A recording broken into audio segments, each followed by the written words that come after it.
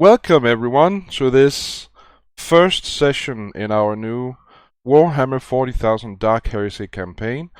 Technically, this isn't even the first session. It's session 0, in which we discuss the campaign we want to play, where I ask the players a bunch of questions, and hopefully we'll reach a point where we're actually ready to get started next time.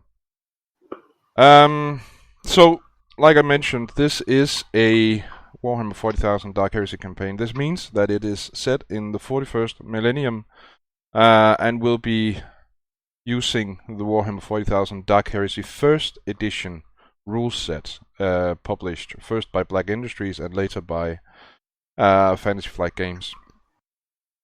In this game, we'll follow a group of acolytes in the service of the notorious and all-powerful Inquisition, as they combat the enemies of the Imperium. And this session is used for us to iron out some details and reach some kind of level ground before we actually start the campaign itself. I'll be asking the players a bunch of questions, and their answers will inform the campaigners as we move forward.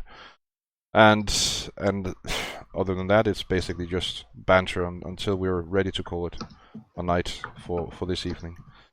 So, with that, I think we might as well just jump into it and do some talking. Talk some shop.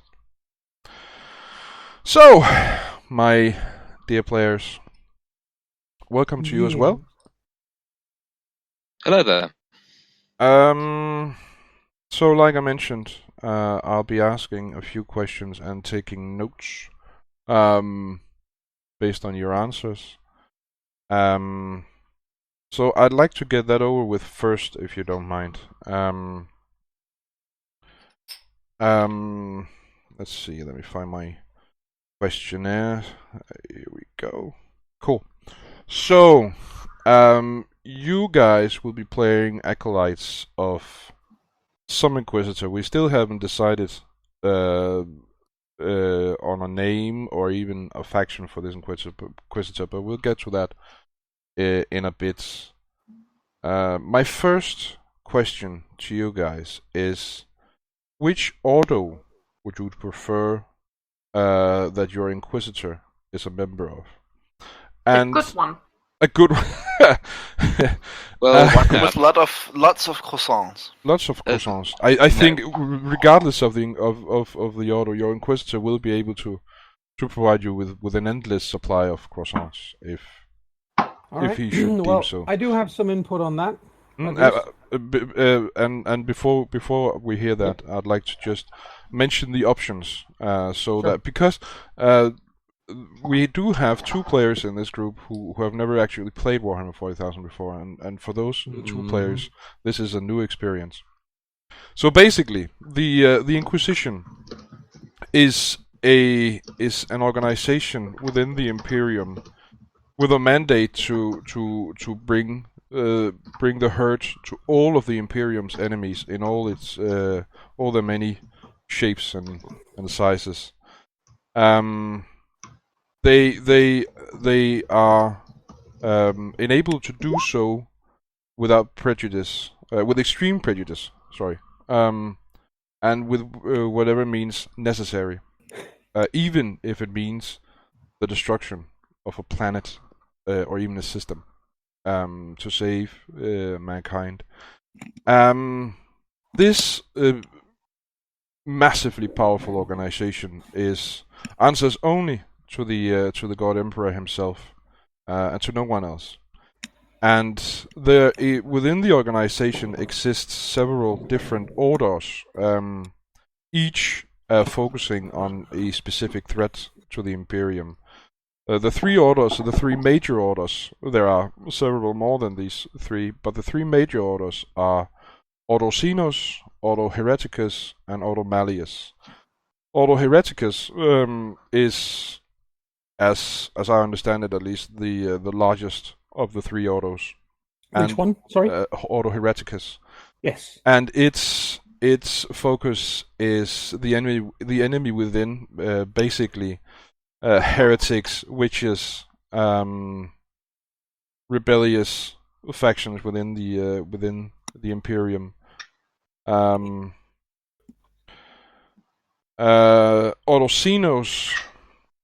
focuses on the enemy without, the aliens, the many alien races that threaten the Imperium on a daily basis, such as the Orcs, the Eldar, and the Tau, and many others. And finally, we have Ordo Malleus, whose focus is the forces of chaos. So those are the three major orders within the Inquisition. Now, which order you decide to belong to determines the nature of the missions your characters undertake. There is bound to be some kind of overlap. For instance, witches and sorcerers are often in league with the forces of chaos in some capacity or another, and therefore there's bound to be some kind of overlap between the two. And the same really with Ordo Hereticus and Ordo Xenos, because the Xenos often make use of human servants to further their own agendas. So with that in mind, which of the three ordos sounds most interesting to you guys? I think, and I'll start off the ball rolling here. Mm-hmm. I think that Ordo Hereticus is not only the default option, but it's the default option for a reason. Mm-hmm. It's the game is called, let's face it, Dark Heresy, and Hereticus deals with heresy more than anything. It's also the one that gives you the widest span of possibilities. As you say, there's always going to be some measure of overlap, but if we run across even the smallest and most slack-jawed and weak-kneed demon for the next 4,000 XP, it's going to wipe the floor with us. Yep. Anyway. Ordo Xenos is potentially fun, but it doesn't. It could at least potentially mean a somewhat diminished interaction with the Imperium as such, and with two players in the group who aren't familiar with the system, with the Warhammer 40k world or lore. My opinion is it's probably better to stick with the basics and not try, as I put it to Rasmus earlier, it's probably better to not try to reinvent the deep dish. Cool. That makes all kinds of sense. All the same, I'd like to hear from the other players as well. Of course. So, Chris, do you have any preference, or do you agree with Joan that Hereticus is the better option? My opinions on the matter aren't terrifically strong one way or the other, even though I'm the other member of the group that really is into Warhammer 40,000. I'd say that I do agree with the idea that if it is kind of the default choice, and that would be good for us to sort of start with this campaign. I personally would have liked to go with the Ordo Xenos, even if it does mean limited contact, because it's the one side of Dark Heresy that I don't think I don't think about much, and it's the one I'd like to see used a bit more, because when I think of Dark Heresy, I specifically think of the Inquisition fighting off the forces of chaos and the traitors within the Imperium. I don't often think of its. There's no reason again why there can't be a measure of overlap. Oh, there's bound to be. There's bound to be some kind of overlap. Yeah. I incidentally, I agree. I think that was one that I brought up in an earlier discussion as well, that I would have liked to see something with Ordo Xenos for that very same reason. So I'm completely in agreement with Chris. But well, I mean, we could focus on the overlap. We belong to one, but I don't know if that's possible. Well, It would perhaps, I think, it would muddle the overall theme of the campaign if we did that too much, I think. Yeah. Well, I'm tempted to say anything and everything is possible insofar as Grandmaster Stick is able to come up with a suitable and an interesting story, which I have no doubt that he can. So it's really, I don't see why we can't have the overlap, but I also think that for clarity's sake, mostly again with new players here, it's probably better if we say the majority of it will deal with Ordo Hereticus. But let's say that we've just to take an example gripped out of nowhere. We come across an underhive pleasure cult somewhere, and people are vanishing. People are vanishing from this place. Nobody gives a damn because they're underhive scum. Who cares? Except when it becomes clear that they are in fact being, shepherded away to an even deeper part of the underhive, where they are being ferreted out of the hive entirely and taken to Kamara and to be sacrificed and enslaved to the Dark Eldar. Then, you just have an overlap. That sort of thing would be doable. Absolutely, and then have the main theme and plots of the campaign belong to one Ordo, while occasionally that also leads to some interesting role-playing situations, because the different Ordos obviously are supposed to get along and agree, and they rarely do. Nope. Hell, they rarely agree from one faction of Inquisitor to another faction, let alone from one Ordo to another Ordo. So there could be plenty of pissing contests there that could happen. That could be fun. Oh, you are overstepping your boundaries. I think it would perhaps be good to get the new guys' opinions untarnished by our influences before we try and persuade them too strongly to agree with us. Yes, I think well, you're right. In that case, I would say my opinion is totally uninfluenced by you. Is that perhaps Ordo Hereticus with a heavy dosage of Cenas? Okay. You made that sound like a very, very bad STD. I mean, it's alien, so it probably is. Probably. That's actually a good point. That is a very good point. Okay, so AJ, do you have anything to add? If they give me cookies, I don't care. You can. How about croissants? I don't care much for them. So croissants and cookies will be a thing. Basically, I don't know enough of the world to know which is better than the other. So and, I'm that is more a valid of point. the idea that she probably fits in anywhere. Not only because is she doesn't fit in anywhere anyway.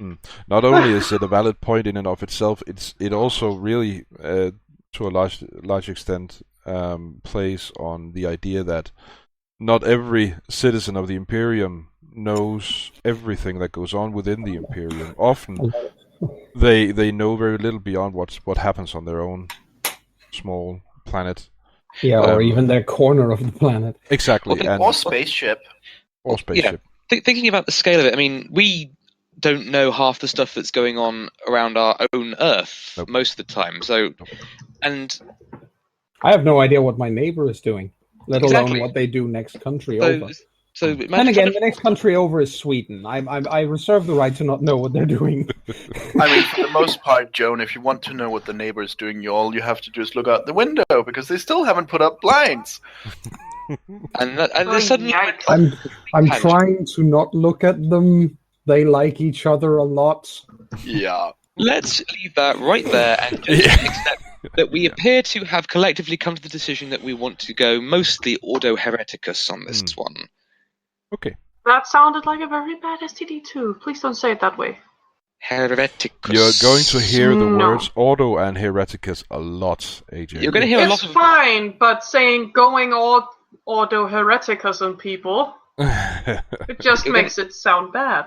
Yes, to anyone who's new to Warhammer, you're going to hear a lot of butchered Latin. Yes, very badly butchered Latin. Yes, indeed. It's good, because I don't know anything but very butchered Latin. Okay, so we've decided on Ordo Hereticus with the odd foray into other Ordo's jurisdictions. So I'll make a note of that. The occasional detour, blah blah. Okay, cool, sweet. Okay, so the next question may not, you new folks may not be able to answer that. Or maybe you will. We'll see. But the question is about factions, because even within the Inquisition and within the Ordos, there are factions based on the various philosophies that influence the Inquisitors in their daily work, whether or not they're Puritan or they're radical, and a bunch of philosophies within these two broader concepts. Basically, the idea is that Puritan Inquisitors, how should I explain this? Puritan Inquisitors believe in the purity of the Empire or the Imperium as it is. They strongly. They have a strong hatred for everything not of the Imperium, and they refuse to even entertain the notion of collaborating with or utilizing anything not of the Imperium in any way. And they, whereas radical Inquisitors adhere to the notion that the end justifies the means. Basically, it's okay to once in a while utilize a strong chaos artifact or a maybe even make a temporary alliance with some Xenos in order to fulfill a greater purpose. So the question is, if you do have a preference, which of those would you prefer, Puritan or radical? I'll hear the other ones out first this time. My leanings are more towards the. Forgive me for that. Might sound a bit vanilla of me, but my leanings are more towards the Puritan aspect. Maybe not completely, but certainly in that direction. Okay.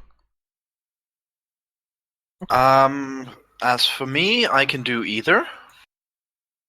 I have no preference. Okay. AJ? I don't know. Okay.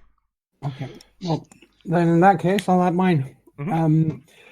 Seeing as the character I'm planning on playing is of a specific type, they actually have the option of getting a talent called Hatred. It's a talent available to many different classes. Mm-hmm. They actually have it available to them specifically as Hatred of Radical Inquisitors. They don't do very well with Radical Inquisitors. No, they don't. No, they don't. So obviously, what I would like to see is a pragmatic and reasoned and relatively intelligent Puritan, someone like an Amalathian, for example, who wants to have some kind of balance between all the different, many different aspects of the Imperium. Over, for example, let's, for goodness sakes, avoid the mono-dominants who basically say, if you are not human, you die. Yep. And then bring the biggest guns they can find. Yep. That's kind of one track as well. Okay. Okay, cool. Okay. So, currently we're leaning toward Puritan, Yes. which makes sense to me. It's also worth pointing out that obviously, like anyone else, I think the most obvious example of this to those of us who have played these or read the books, or anyone listening in who might have read the books, the most obvious glaring example out there is Inquisitor Eisenhorn. Yep. Gregor Eisenhorn, who started out being an Amalathian and ended up being a Santhite, basically. So he goes from one end of the spectrum to the other and goes from being Puritan to being a raving radical, yep. which happens over the course of a book. It does. 3 It books. does. It's actually an excellent trilogy, and I would advise anyone, both of the viewing audience, but also anyone of my players who haven't read it, to read the Eisenhorn trilogy, because It's amazing. it is an amazing trilogy of books. Okay, so the only thing that makes me feel a bit of bile come to my throat is the idea that I'm going to be sharing a faction with the infinitely detestable Fyodor Karamazov. Yes, that's true. But then there are always assholes. Anyway, let's. And just to be clear, this question is mostly there to give me some idea of how to create the Inquisitor and the kind of missions you're going to be a part of. Again, I just point out that if you want to, and unless anybody objects, there are a couple of names you can pick from in my background already. Absolutely. But those are simply there as names. They don't have to be used. Oh no! I'll figure something out. Either picking one of those or creating a third Inquisitor. Yeah, or even using them in some capacity. Could also be done, maybe as rival Inquisitors or something. We'll figure something out. In any case, so far we have the Hereticus. That'll be the Ordo your Inquisitor belongs to, and by extension that you belong to. And your Inquisitor is a Puritan. This, as I said, this influences the kind of missions you'll be undertaking as acolytes of this Inquisitor. Okay. So the next question I have is about themes. What kind of thieves? Yeah. Themes we want to focus on in this game. So Dark Heresy is a game of, that is my interpretation of it, at least my experience of it is one of investigation and horror and action. So my question to you guys is, do you want to focus on any one of these, or do we want to play through all of them? Do you want to focus on investigation? Do you want to focus on having an action-packed to focus on action, or do you have any preference? It's perfectly fine if you don't. I'll just go through the entire spectrum. It's also worth saying here that this is at least an area in which you don't really need to know anything about the world or the setting in order to, it's just a matter of what kind of campaign do you like. Yep. Exactly. You don't really. Do you want to focus on investigation? Do you want to focus on action and big guns and cinematic experiences, or do you? What's your preference? Or should it be a mix of all the themes Dark Heresy has to offer? Ooh, pick me. Mm-hmm. Yep. I think I would like a mixture, investigation leading up to action. Cool. Something horrible happens, we investigate it, and then we start shoot the shit. And then, of course, that horrible thing turns out to be horrible, and we have to shoot it. Mm-hmm. Yep. Well, that's a good point. Cool. And just for the record, I kind of hope that you would say, let's do them all, because that's what I would prefer. Of course. In my personal experience, I've found out that action for the sake of action with only action and nothing else gets boring. Oh, yeah. Investigation for the sake of investigation with nothing else but investigation gets boring. Absolutely. RP for the sake of RP with nothing else happening gets boring, because at some point you run out of what to do, because nothing happens that you can roleplay about. Well, I would very much like a mixture. Okay. We have some, let's go investigate this shit, and it's in different places, so we'll need to be both socially adept and then know how to kick ass, because people are not always that nice. I agree. I would probably say that if we had to, at least for me, if we had to do some kind of division of labor between the three elements of horror, investigation, and action, I personally would, and this is going to sound weird considering the character I'm making, but I would actually prefer if the action part was the lesser of them. Yeah, I was about to say. I don't mind that it's there, and I want it to be there, but let's face it, this is a system in which combat is inherently insanely lethal. Mm-hmm. Yes, absolutely. The first shot of the smallest gun in this campaign could possibly kill the character it hits. Yep. It is insanely dangerous to get into a fight, and consequently, it's something where when we fight, I would love to see it that we would be able to play to our strengths. So that, for example, we have Tim in the party who is a sniper. Good. Get him a chance to actually do that. Get him a chance sometimes to get, set up so that he can do what it is he does best and get, information through his Vox speed so that please. Somebody somebody's incoming from the left or whatever. Yeah. That sort of thing would be good. Rather than basically saying, "Oh, right, you come across this gang of 40 thugs, all of them wielding clubs and stub pistols. Now chew your way through them. It's only going to take you the next 3 game nights." So basically, you want it to be: we investigate, we find out where he is and what's going on, and then we plan. Yes, and if we do get into a fight, let it not fill up everything. It should be there, but it should serve the purpose of RP. I think RP is a lot more important in the end than the fighting part of it. Yeah. Yes. I should probably throw my 2 cents in the ring at this point. Yep, sure. Go ahead. Yeah, I very much agree with. I would very much prefer to focus on RP and investigation with combat being mixed in, but it being relevant to the investigation and to the role playing in particular. I don't want it to be gratuitous. I don't want any of it to be gratuitous, but specifically violence. Let there be a reason for it. Let the violence be an exclamation point to the sentence that was our investigation. Okay. Also horror, lots of horror. Well, yes, we are going up against the bastard children of Satan and Cthulhu in this. Yeah, the one that Satan and Cthulhu threw out from home because they were being rowdy and badly behaved. Hey, don't speak ill of my siblings. Okay.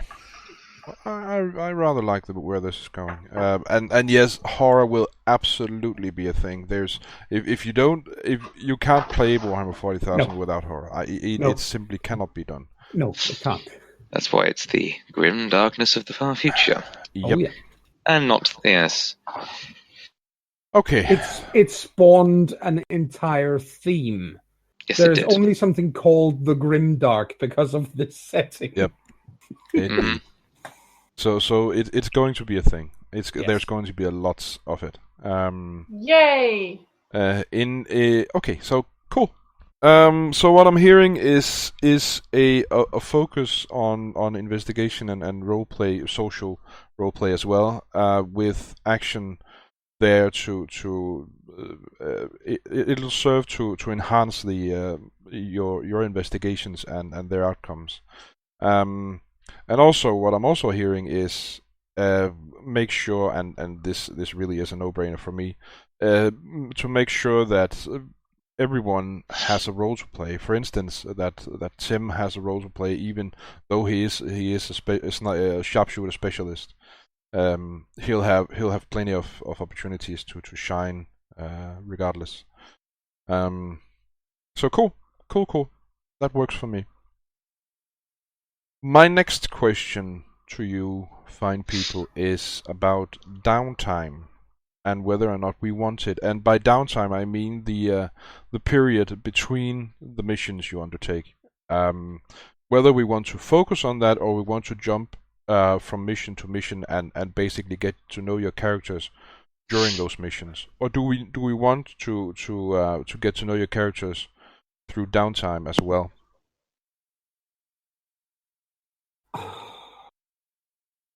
I would like personally to have as much role playing as possible, and this would probably include downtime. I mean, it doesn't have to be okay. We have 3 sessions of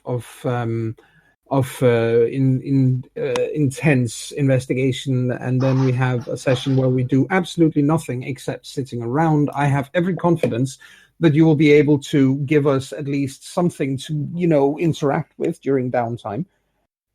So it shouldn't be a problem at all. But I would like to see these characters and how they develop as people in a downtime sort of situation, because that's typically where you can get to know both the other characters, but thereby also your own.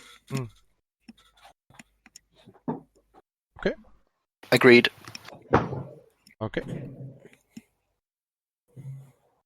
AJ, Chris, do you have any input? Do you want downtime, or should we just stick to the nitty-gritty of the missions? I would quite like downtime personally. I like the ability to flesh out, and because I imagine the investigation elements are going to be fairly intensive when we play them, it would be nice to occasionally have a breather. Sure. Downtime will also better, in my opinion, allow us to interact with, let's say we meet and befriend a couple of specific NPCs that we sort of, take a shine to or something. That would be a way for us to actually flesh out some kind of real human bond and relationship with them. So, okay. Yeah. Okay. Cool. AJ, do you object to the notion of downtime sessions, or do you agree with the others? Cool. They're quite nice.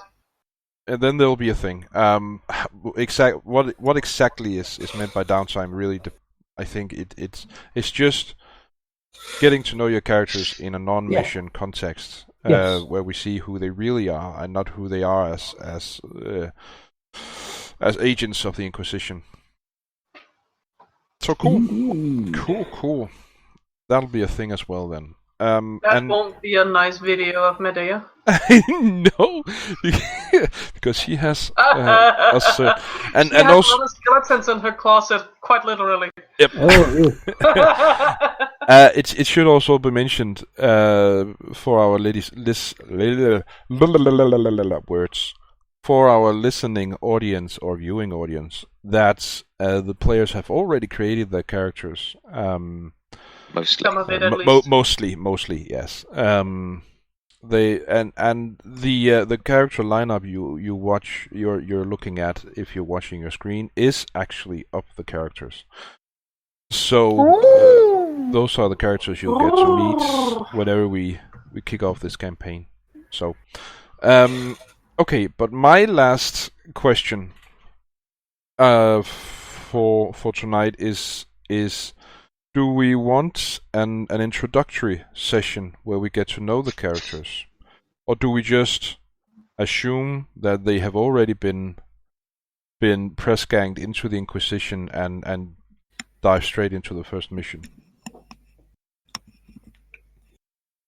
I'm tempted to ask, need you even ask that question? He does, because I don't know what your people want. I certainly want an introductory session, if at all possible. Yeah, me too. Okay. So basically, a session 0.5-ish, where we get to know each character individually. Maybe even have each character meet the Inquisitor, and yes, that could be cool. And then have an actual session 1 after that. Like we did with our turn or change in Werewolf and their first one in Way of the Wicked. It was pretty good. Yeah. Exactly. Yes. Cool. Excellent. One question though. Yep. If you're mutated, how does that register with people? How do people know that you're mutated? That depends on the mutation. If it's a visible, if it's visible on you, if you have an actual body mutation, then people can see it, of course. But their reaction varies from planet to planet. I know in strata the to social Underhive, strata. where Medea comes from, people don't care because there's so many of them and it's fucking polluted and no one gets down there anyway. Yep. Mm-hmm. Yeah. But she doesn't have a visible mutation. The How thing do is, people realize that? people don't unless it becomes evident through roleplay. Okay. Because she does have it without corruption. Yeah. The thing hers is a physical mutation rather than a mutation that has sprung from demonic corruption. Correct? Yeah. She doesn't feel any pain, and it was just how she was born. Yeah. Well, I guess that's not normally quite that visible normally. No. It isn't, but you will realize the second she gets hit and doesn't even react to it. Oh, she hasn't trained herself to react. Well, why should she? She haven't had any reason to. No. Well, I guess that makes sense from her environment. Exactly. Yeah. So, okay, so, and that brings up a good point, is that humanity in the Imperium being what it is, a galaxy spanning empire, humanity really is is very varied. It's the agreement is that as long as you have 2 legs, 2 arms, a head, 10 fingers, 10 toes, and you have the general characteristics of a human being, then you are a human. Yes. Simply because it's impossible to set a standard with the empire spanning millions of planets. Which is exactly why they even allow something like ratlings and ogrins. Yep. However, if you have obvious mutations, you are, well, depending on the planet and the social strata and so on, there's bound to be some kind of prejudice toward you. Some kind of. Unless you have white wings, then woo. Unless you have swan wings, then woo, you're cool, man. Yep. Wow. Yep. Something cool happened. You gotta be a saint. Yep. so yeah. And of course, if the mutations are caused by corruption, that's an entirely different matter. Oh yeah. Yeah. No good. No good indeed. No good indeed. Okay, so we want an introductory session where we get to know our characters. I think I'll get in touch with each of you and talk a bit about how we roleplay that session, what we want to focus on, or at some point before game start. So those were the questions I had for you guys, and that didn't take long. 42 minutes according to my computer. It is the answer for everything. As in the wise words of 1D4chan, we get shit done. Indeed. Okay, so again, what I've noted down is that you want to focus on Ordo Hereticus, which means you want to focus on heresy, witchcraft, and rebellion, insurrection, anything else that might prop up within the empire itself. You want your Inquisitor to be Puritan. You want to focus on investigation and social role playing with action serving to enhance those experiences. And of course, you want horror, which is a thing. It's going to be a thing. Even if you didn't, then it was still going to be a thing. Yeah. It would be stupid to join Dark Heresy if you didn't want horror. Yeah. And I've also noted that Downtime. Me and words today. Please don't make me word. Downtime is going to be a thing, as is an introductory session. So yeah, basically that's all I have for now. But if you have any questions or would just like to talk about the campaign, then let us do so. I'm struggling with my backstory. Oh? I've got the basics down, but I don't know how to flesh it out. And I need your advice as overarching man of He is, Between he is one of the High Lords of Terror. We might as well just acknowledge it. Yeah, between the High Lord of game rulership and the High Lady of game canon, I might need your help a little bit with that. Sure. Okay, sure. Cool. Okay. Let's see. Wherein lies the problem, young apprentice? Fleshing out and then refining what I have in the bullet points on my bio to make it into a full story and to see whether or not it's plausible and within the established bounds of what would actually happen within the Imperium of Man as it is. Or at least that's how we understand it. From what I've seen there, at least, my opinion is that it's something that could happen within the Imperium. I didn't see anything there that says, oh, God, no, fix it. Kanon, fix it. That's good. But, so I thought that was fine. You have, I mean, it's ultimately, I think it's up to Heine how much he expects in terms of background. I mean, I can't really say here because I went and did the highly unusual for me and actually wrote a short background. Yeah, short background with Very short. 7 pages of beautifully crafted in lore or in canon writing. It's 6 pages, and the last page is literally the last page, 5 pages, plus a blurb saying "done." So yeah. in the spirit of A Song of Tower, this is a public service announcement. So we have a player named Joan, and she likes to write background material, and she likes to write a lot of it. And this time she's actually had to limit herself to 6 pages.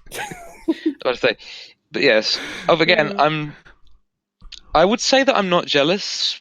I'd be lying, but I'm going to say I'm not jealous. But you have set the gold standard for really good background writing in terms of Warhammer here. So, and I have 2 comments to make. First of them is, as the other players know, I don't really have much of an expectation as regards background material. I'm absolutely fine with half a page of bullet points, or even not half a page, as long as I get some information about your character that I can work with. Yeah. I'm fine with bullet points. I'm also fine with a Bible-sized background if you do have the time to write several hundred pages of background material. Don't tempt her. Don't tempt her. So that's one thing. So. It's entirely up to you how detailed you want your character to be.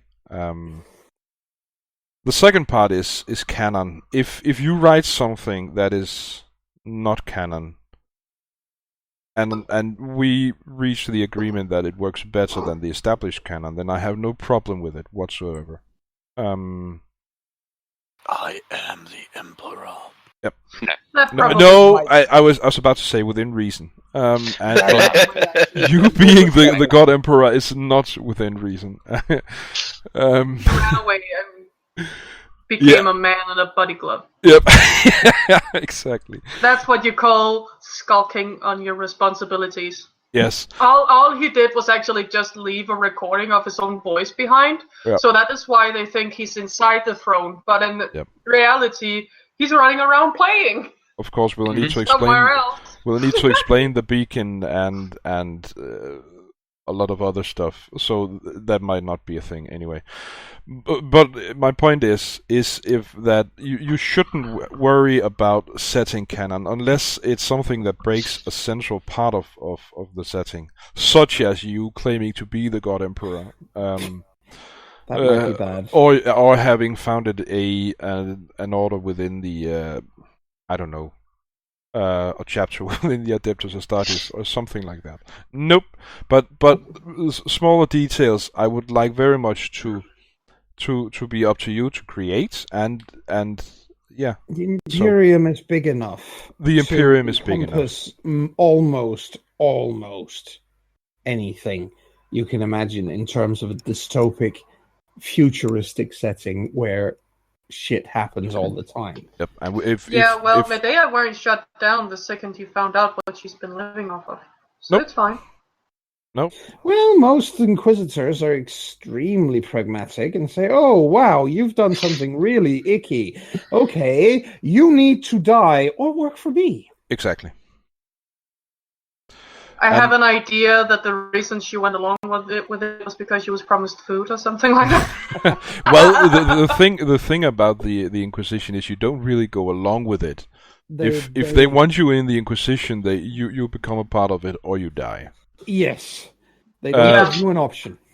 But it might have been a bit of smooth talking first, and then if she absolutely refused to join, then they look, it followed me home. Can I feed it? Yeah. Yes.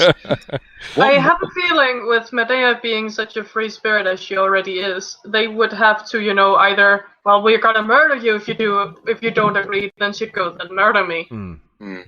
And then they would, what do we do then? We really need her. Yeah. Let's face it, there's no greater empowering feeling than the illusion of choice, is there? Exactly. That's true. Exactly. In regards to questions to the setting and stuff like that, Mm. and adding stuff, I've chosen to make a Voidborn character. Yep. And I needed somewhere for him to come from, so I've made up Orbital Archaeotech Research Unit, BN1553. Mm-hmm. That makes good sense. And I'm thinking it orbits a planet that's not easily accessible, either because of environment or war or whatever. But I kind of need a planet to orbit, or a moon, or whatever.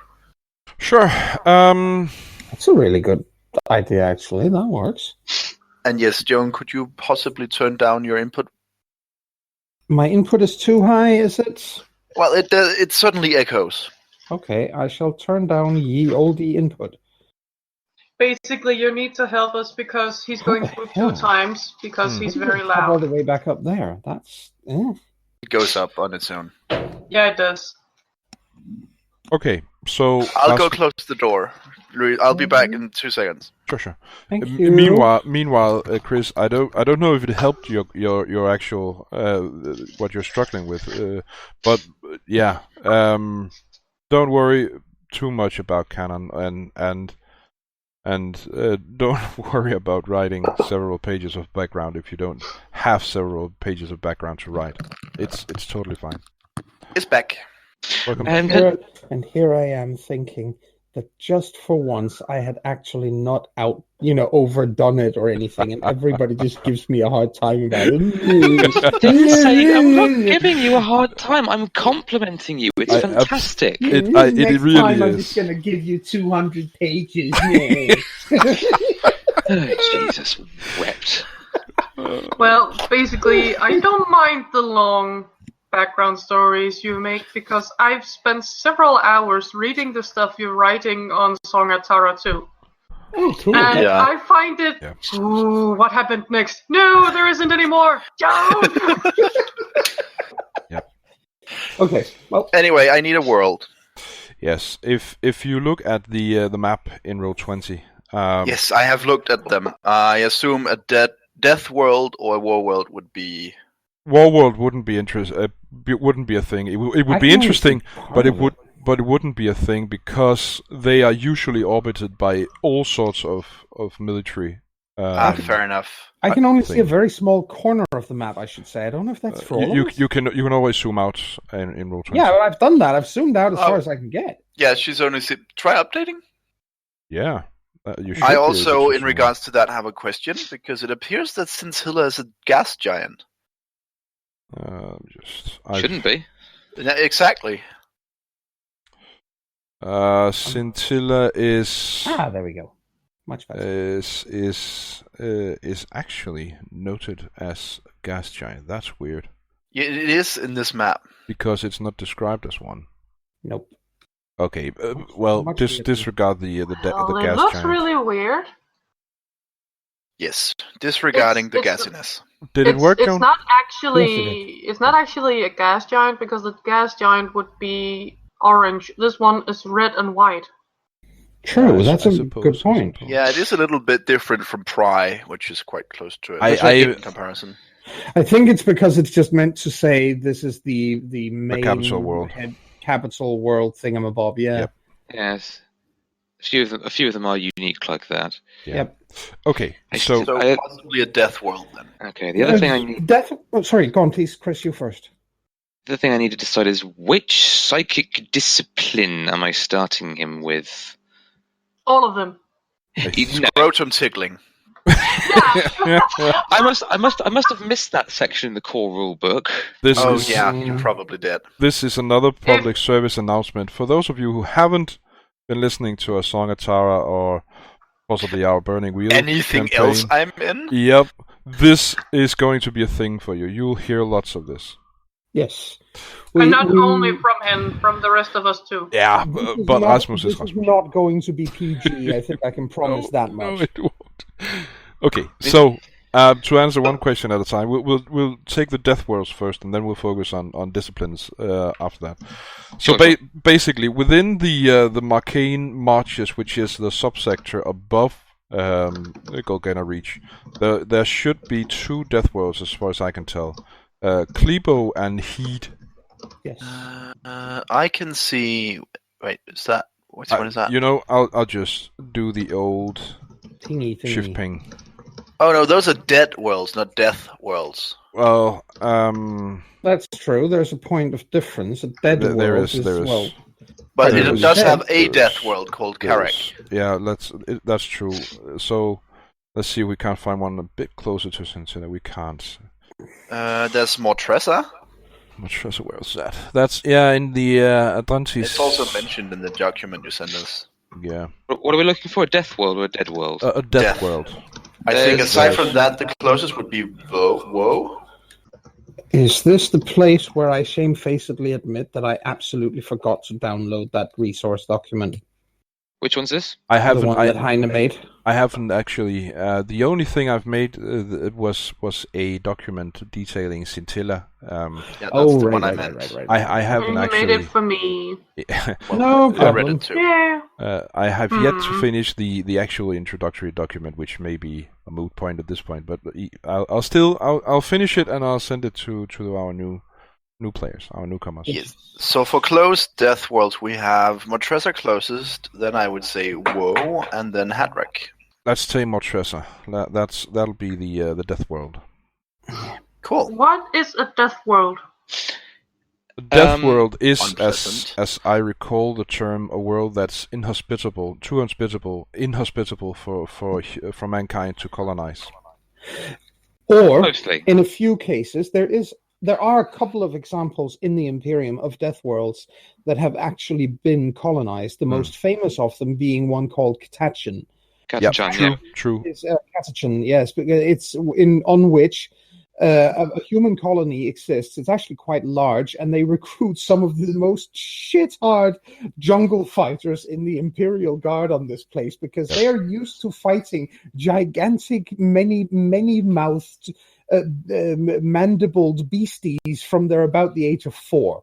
Yeah, basically, Katachan is one big jungle where Yes. every single form of flora and fauna is trying to kill you. Yep. Every single one.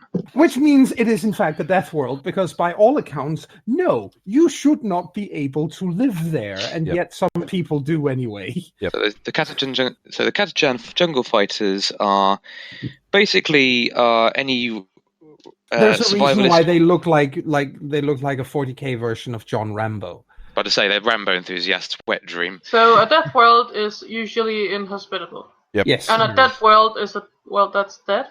Yeah, it's dead. It might. there's no life on it at all. No. It's, Even the it's even like the our moon. atmosphere will have boiled away. Yeah, Yep. it's like our moon. and Forbidden world. You don't go there.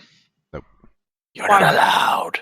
No, Because they are forbidden. it might be Why that do the they become forbidden? it might be that the Inquisition has simply said that you do not go to this world because for some reason only the Inquisition knows. There are various reasons, but all you need to know is that you don't go there. Yes. It is Some need to know basis, and you really, really don't need to know. No, that would be the And thing. the unclassified? The unclassified simply haven't been classified for whatever reason. There's there might It be might also be because they are completely unique. There isn't a single classification that can be added to them. They have 3 different classifications that all fit them, just depending on what time of day or where on the planet you are. exactly. I just realized there's one called Hilarion. There's also one called, what was it, Land Under? There's a lot of strange names. Yeah. One of the Forbidden One are called Abandoned Hope. There, that's cheery. Wow. Very. Here's one that's maybe topical, at least for those of us who are into that kind of thing. There's a planet here. What type is it? Komitsa. There's a frontier world out here called Snowden's World. I didn't realise he had an entire planet to his name. I was actually thinking the very same thing. But yeah. So yeah, All right. I think you should go with Mortressa, Rasmus. Yes, I've already noted it. So we're both living on opposite sides of the Adrantis Nebula from each other, Rasmus. Yeah, you were from the Piety of Seth. Yes. Oh, so Which I found earlier, but now I can't. It appears that Mortressa is also populated. It is. It is home to the Scythewind Imperial Guard regiments, according to the Lexicanum. Very cool. So they're also badasses. If Chris goes with scrotum tickling, I think he should come from a pleasure world. You really shouldn't go with scrotum tickling. I'm not. No. I'm sticking to the 4 or 5. I'm sticking to the 5 official disciplines. Excellent. This matter. Boo. Maybe he should go to a war world, relieve the stress a little. The closest thing I would pick if I was going to go the closest thing I'd go for if I wanted to do some genuine scrotum tickling would probably be biomancy. Yep. I'm not gonna go there. Yes, I You should just survive did. it. Nope, I can't. I'm playing an Adeptus Sororitas, no scrotum, no tickly. Mm-hmm. Aw, they have to live in celibacy. Poor things. They are already married. The Emperor. Exactly. The amount Yikes! of I had dope- no idea he liked many wives. He does. Yes. They love they love the sight of his rotting ribs. Anyway, I was going to say the amount of jokes that have been made about the Adeptus Sororitas and their red rage times is appalling. Yes, it really is. So Also the concerning aforementioned rotting ribs. Mhm. Die, heretic! Whoosh. Oh dear. Mm-hmm.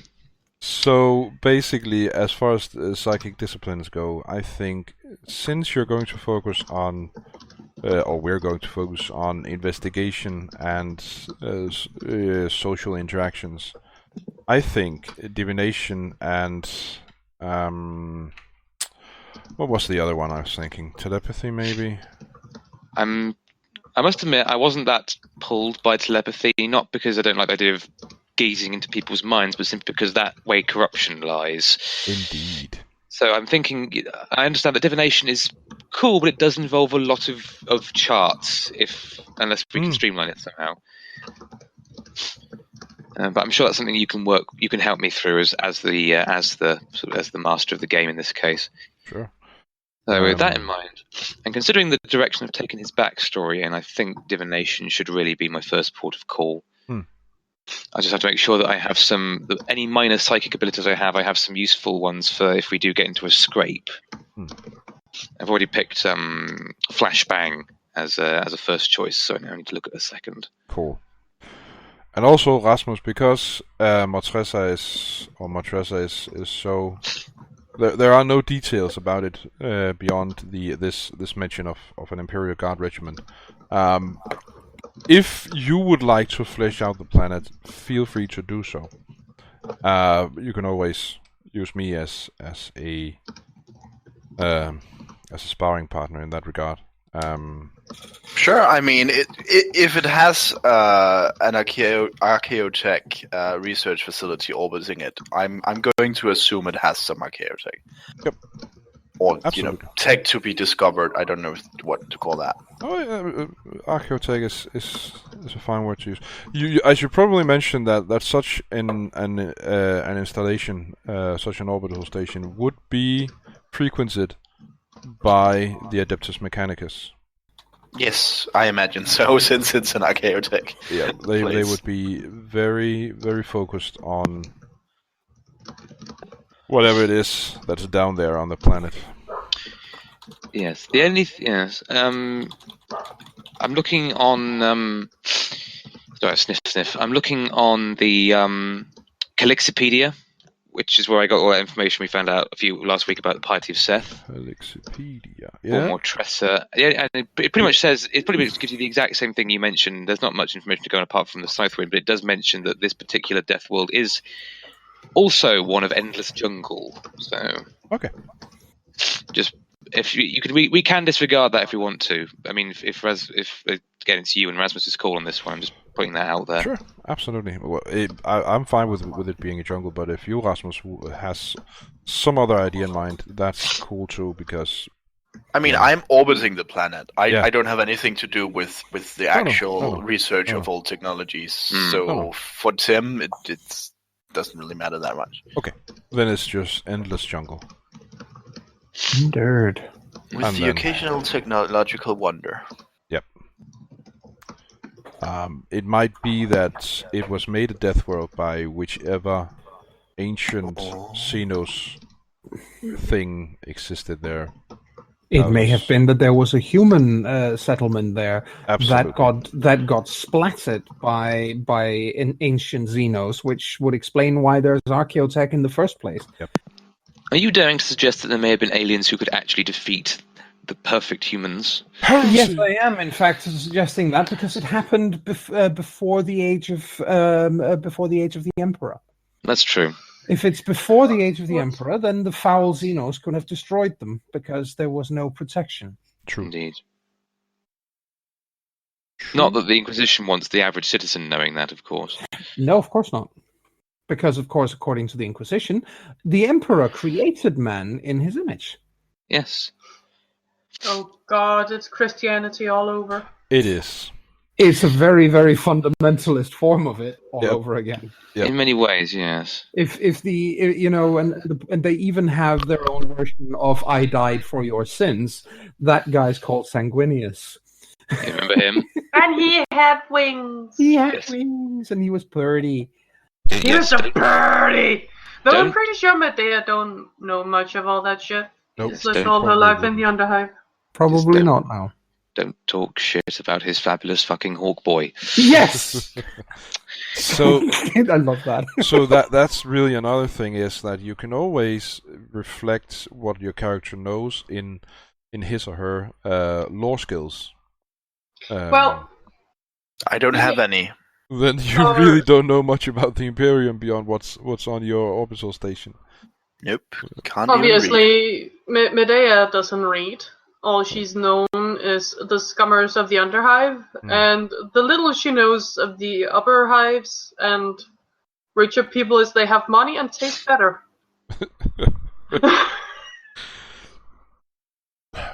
So yeah. Though I did just write a part about Medea's background that made me make a "oh" and then a "you." Mm-hmm. Excellent. Also, I should probably mention this.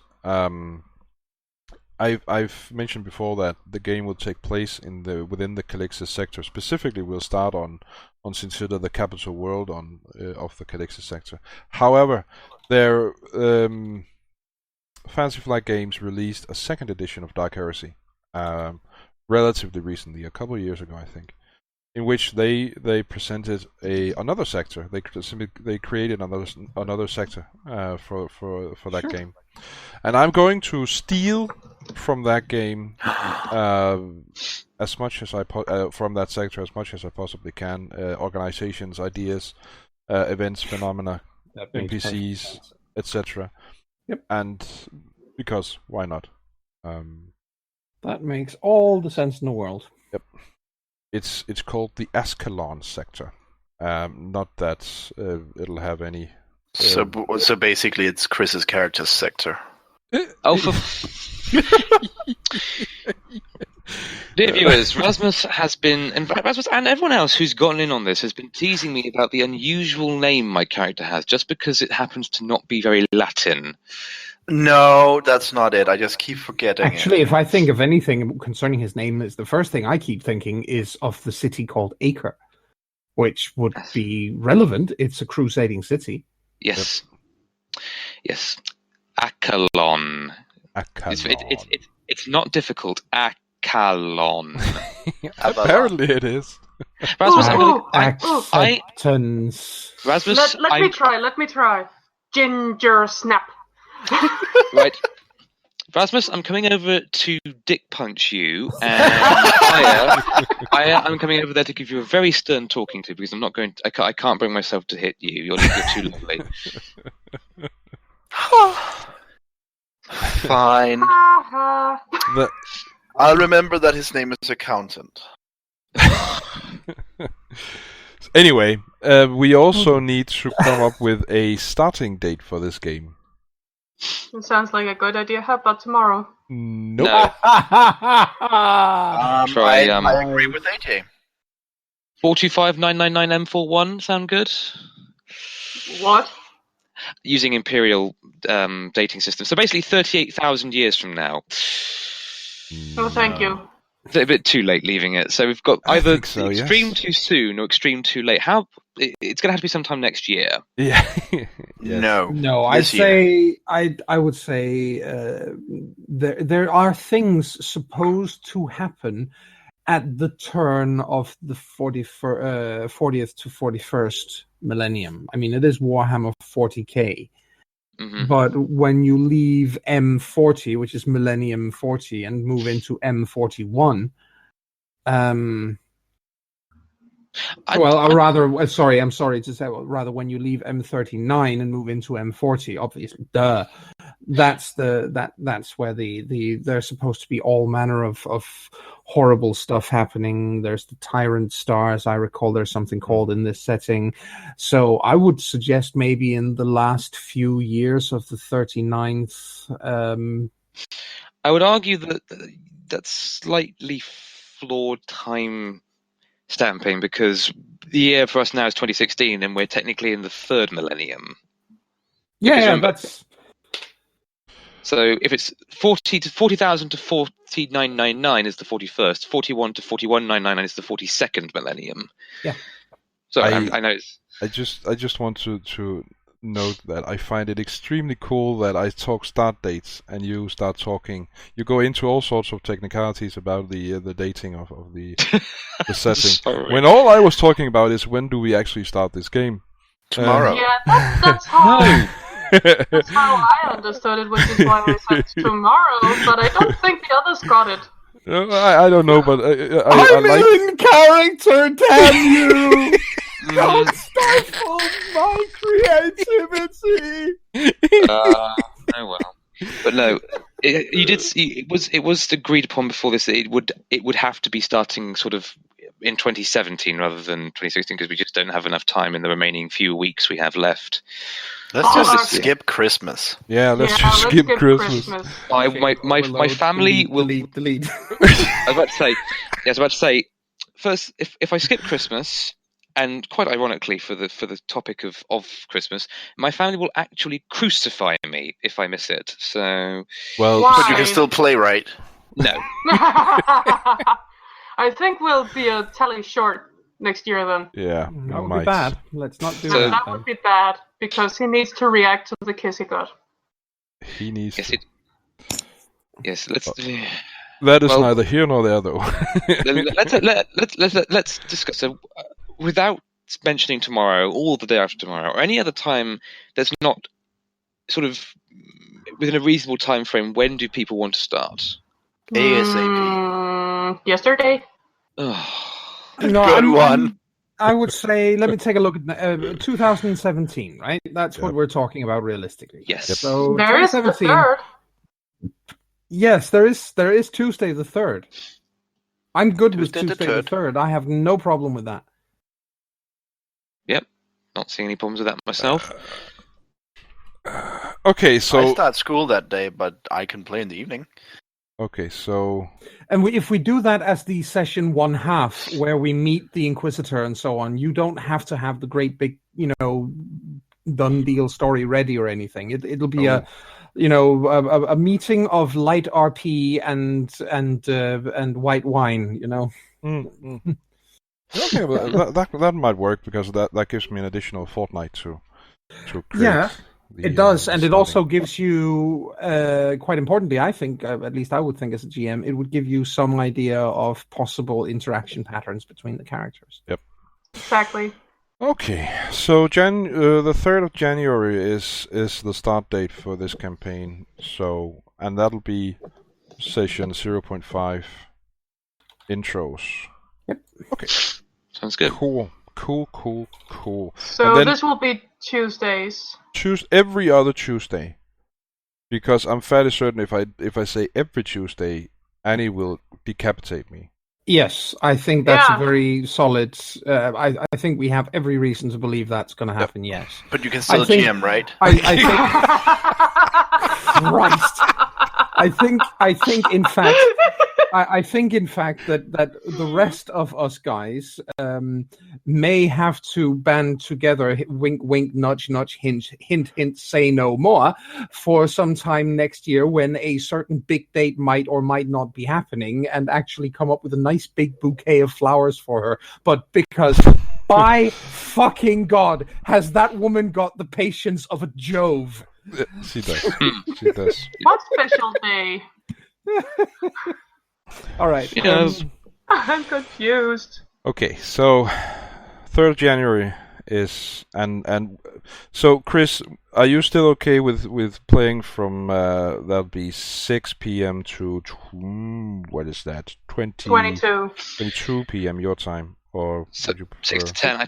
I have mentioned that 6 is pushing it a bit, considering that I don't get home from work until after 5. So I'll literally have an hour minus to get back, get changed, have some dinner, and then be ready and waiting at the call.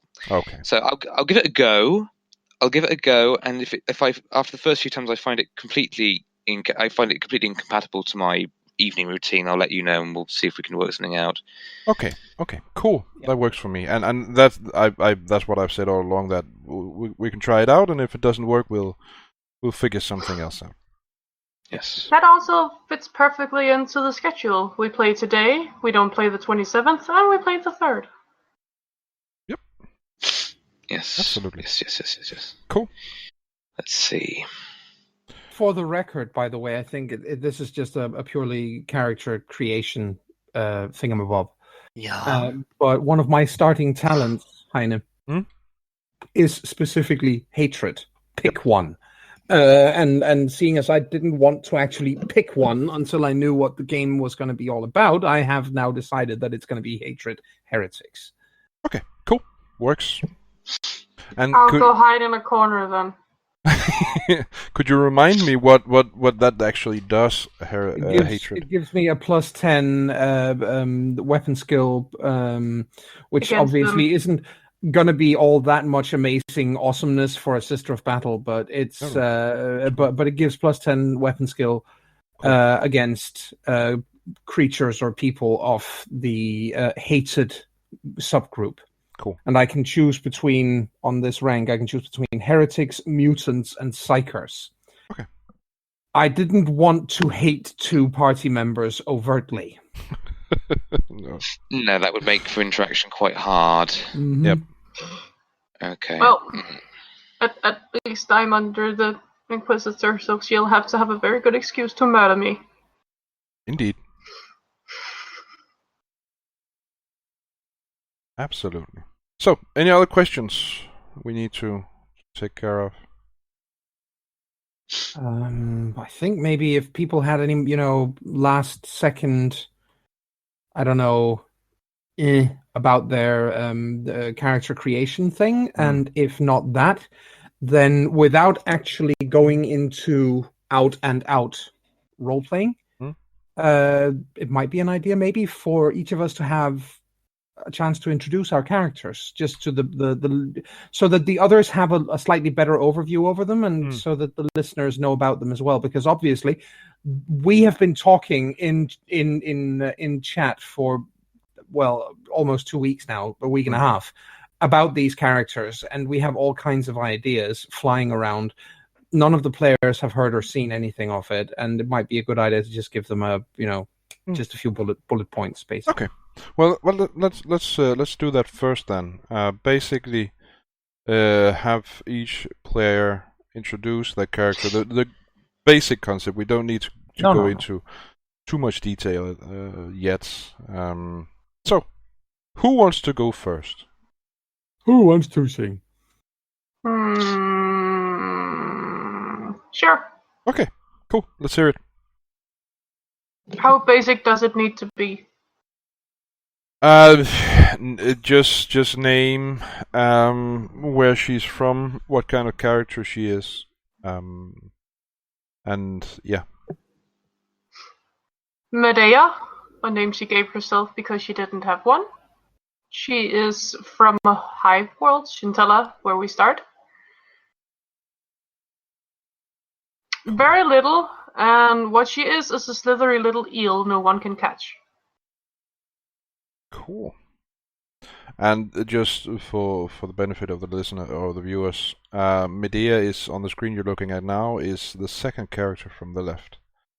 She is the one in the raggedy clothes with a quirky grin. Yep. She is a drag, a scummer. Yep. Cool. She is very skinny. She's scrawny looking. She's 17 years old, 55 kilos, and 170 centimeters tall. Black hair, grey eyes, and dark skin. Yep. Okay, that's Medea. Who next? I might go next. Okay. Okay. Character is Achelon. Emporian. Ginger snap. Achelon. Achelon Quillan. A sanctioned psycho or imperial psycho using the Dark Heresy definition. At the rank of Sanctionite, again the lowest rank, from the imperial shrine world of Piety of Seth, which was until fairly recently by imperial reckoning an angry world, but due to a particularly significant event involving a arbitrator by the name of Seth, who became a martyr and is now venerated on this planet, is now a shrine world. So Achelon's grown up used to, in comparison to Medea, for example, who's grown up in sort of in a hive, in sort of smoke and clank, and never really seeing the sun, and living in infested rat holes and whatnot. Achelon's life has been one of has involved more open air, more colour, but it's also been very strict and very harsh, because as a psycho he is of course mistrusted and looked down upon by many of the citizenry of the Imperium, and indeed when it was discovered he had his power, he had psychic powers, he had to be immediately whisked off in one of the black ships to Terra to go undergo the sanctioning in the first place, to even be considered safe and sort of legitimate as a psycho, if you can be such a thing. Achelon is fairly intelligent. He's very intelligent, has fantastic willpower, which is very useful for keeping his psychic ability in check. And due to the sort of conditioning of both his upbringing on a shrine world and his sanctioning, is convinced quite fully that his existence is inherently sinful, and that by devoting himself to the service of the Emperor and his servants, be they the ecclesiarchy or the Inquisition or whoever, then that will go some small way to help to sort of redeeming himself in the eyes of the Emperor. Cool. Yep, sure. So that is the Imperial Psyker, and on the screen you're watching, dear audience, he is the one to the right, which you might have guessed. Yes, with the staff, with the... Yep. With the pretty stick. With the pretty Pretty stick. Artwork courtesy of the darling Rasmus. Much talented indeed. We are all very grateful. It was an honor to draw acceptance. Oh god, he's really not going to let that one go, is he? Joe, you're living with him. Please hit him. I keep asking you to do this. I can throw a prune at him. Yeah, that'll do. Consider it thrown metaphorically. So yeah, speaking of the artwork, it was created by our amazingly talented Rasmus. It's also created on very short notice. Very short notice, within the last couple of days, I think. So amazing stuff. Oh, you flatter me. Anyway, who next? Well, I suppose I can. Or I can. Depends on... Want to go first or last? Yes. Pick one. Oh. Oh, you go first. We're actually trying to do rock, paper, scissors, but we're off balance. Yeah. Yeah, my character is Timotheus Tilke. He usually refers to himself as Tim, because that's easier.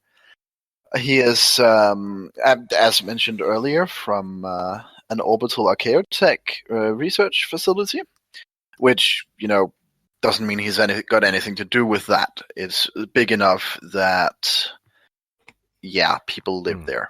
Yeah. A lot of people live there. Yep. And when a lot of people live somewhere, sometimes they get the wrong ideas. And sometimes you need someone to put a bullet in their head so that those ideas don't spread. And that's Tim. He is 27 years old and 175 centimeters tall, weighing 58 kilograms. So he's quite thin. He's also pale as a ghost with matching platinum blonde hair. And he's the guy sitting down with a sniper rifle on his back. Or just a rifle. Yep. Nerd. Cool. And is that a las rifle or? I modeled it on the hunting rifle he starts with. Okay. He also has a las rifle. Okay, cool. Yeah, and I think he would really like to get his hands on a long las. Yeah. He has a long las. Oh, that's the one he's got. Okay. Yes. Right. Yeah, it took out most of his budget, but it's a nice thing to have to start off with. Absolutely. And so, last but certainly not least. Well, I don't think anyone in this group is least. So, nope. Last we have Sister Francesca, or that's her name now. It used to be something else that may come up as part of the campaign, I suppose. Mm-hmm. She is a member of the Adepta Sororitas, or the Sisters of Battle. She is a member of one of the minor orders of the Orders Militant, called the Order of the Crimson Oath. And yes, this, to those who are listening and who may be familiar with the concept, this means that, yes, she is one of the big bad bitches in power armor wielding bolters. However, she's also, well, obviously she's young at 26.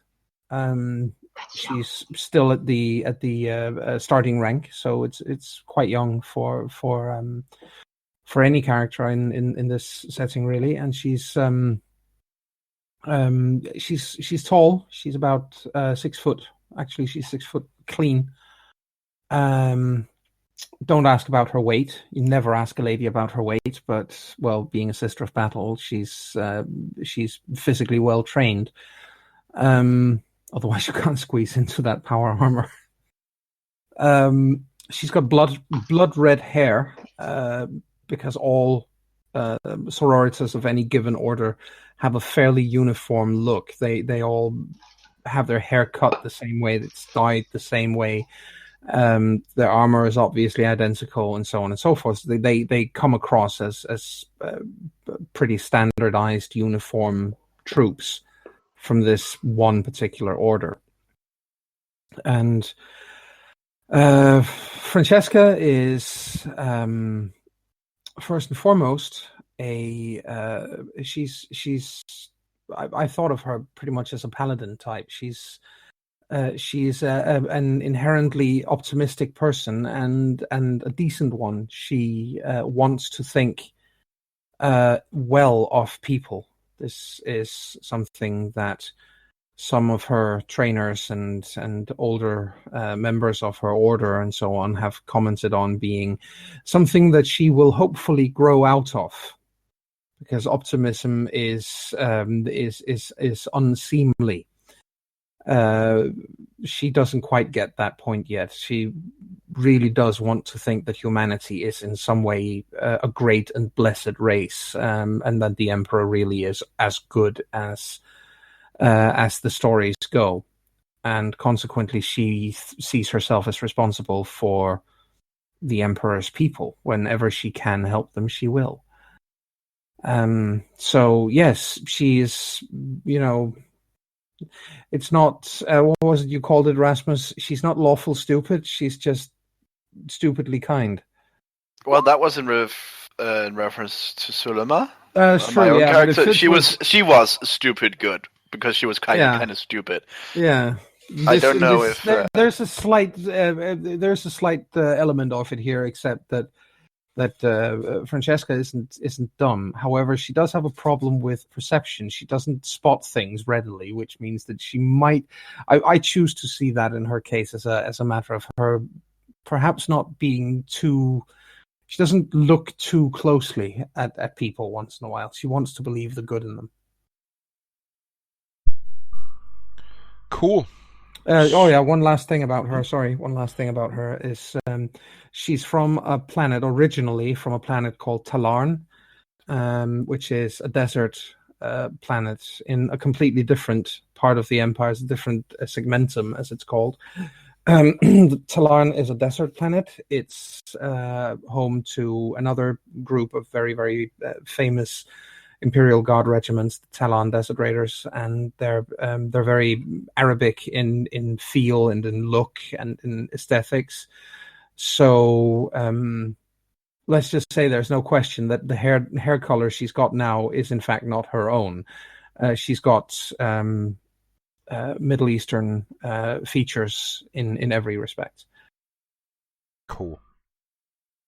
Very cool. So those are the 4 characters you'll meet during the campaign, and just Sister Francesca is the one to the left in this lineup of characters we have. That is when she is not wearing her power armor. Cool. Sweet. That was an introduction of the characters.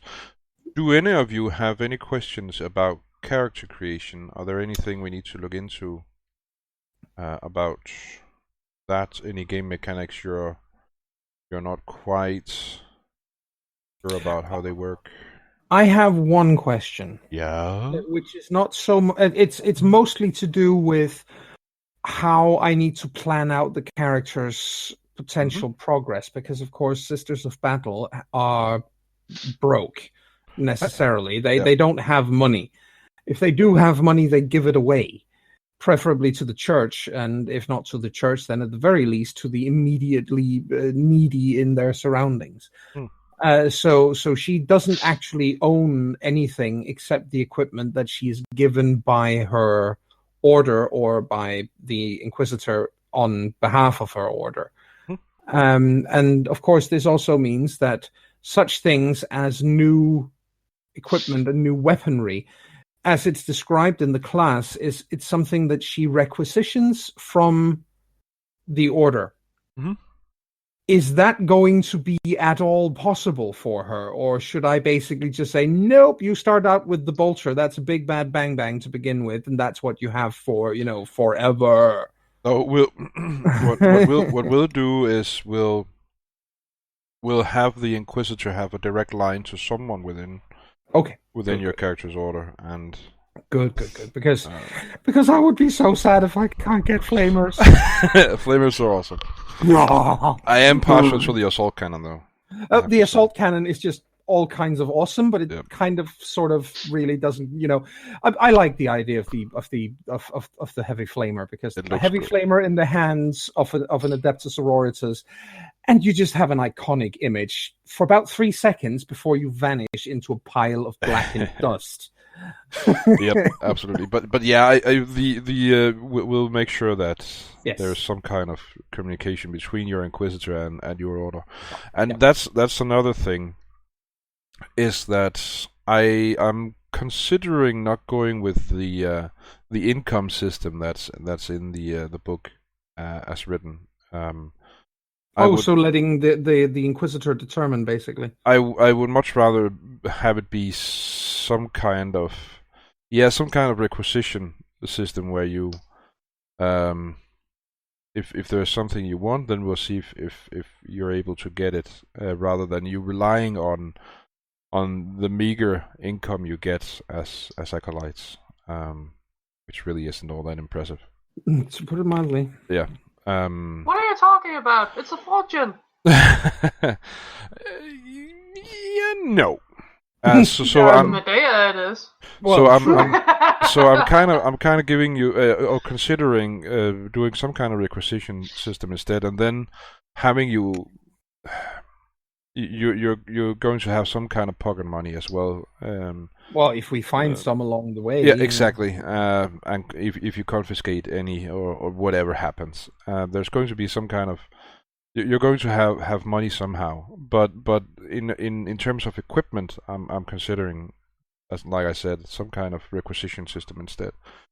Mm-hmm. You already know from our last talk that I want to get rid of my sword and replace it. Because as a psyker and not wanting to get into melee, I find the sword to be a bit superfluous. Yep. I will admit that I also don't see why I have a sword. But who knows? Maybe that will just mean that Heine will throw some melee mooks at us and we'll get cut to pieces. Yay! In that case, you need to use your pistol weapons. That's what you have them for. Close combat. Yes, well, I do have a pistol. In fact, I have a compact pistol. Because psychers aren't trusted with the full-sized versions of weapons. They have to have theirs Of course. downsized. Of course, they're psychers. They're not trusted with anything. I have a las pistol. Yes. The point is that, yes. Pew pew. The point is, your gun is, I suspect, can fire a bit further and has a twice as big a clip as mine. I mean, less weapons do seem to have a big clip. They have a very That's big the clip. point. Yeah. If I'd gone for a compact stub revolver, which is the other option for range as a psyker, I'd only have 3 rounds in the clip. Whereas with a compact las pistol, I have a whopping 15, which is about what I expect from. That's still a lot. That's I'd put it this way: in a single-shot weapon like a las pistol, you're probably never actually going to get to through a whole clip in a single fight. That would be extraordinary. Yep. I have double that. Exactly, because yours is not compact. I'm going to have to get I'm going to have to get used to the idea of reloading, aren't I? Yes. Because mine actually has a rate of fire of greater than 1 per round. Yes, well, just what you want, an automatic rocket-propelled grenade launcher. Yes! Daka. Sorry. Is Medea trying to say something I can't tell? I'm sorry for talking over you. Where do you find stats of what are Weapons. Weapons. There is an equipment chapter in the rule book. It's chapter 5 armory is what you're looking for. It's the armory. Chapter 5. It begins on weapons. Specifically, begin on page 127.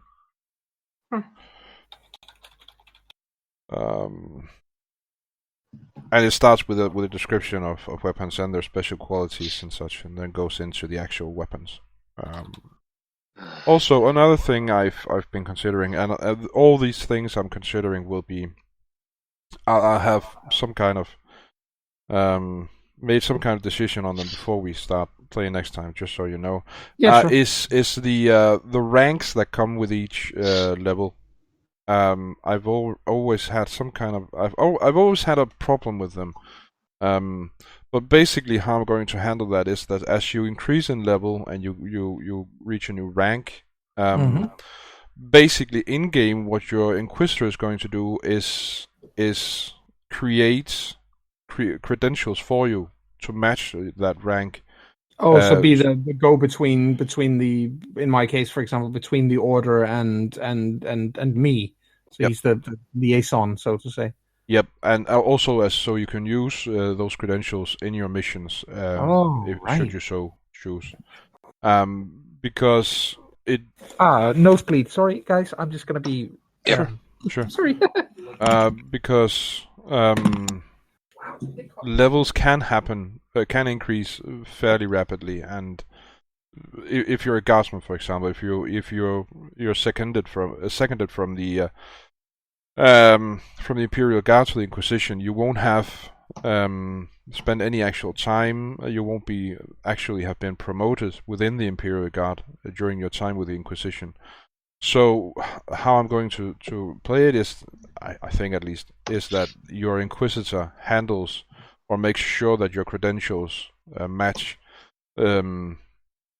your level of expertise, and also the level at which you'll be inserted into missions. The expectation he has regarding your credentials, or she has. I don't know if it's a he or she yet. But yeah, that's how I'll handle the ranks, I think, just so they make sense in my head.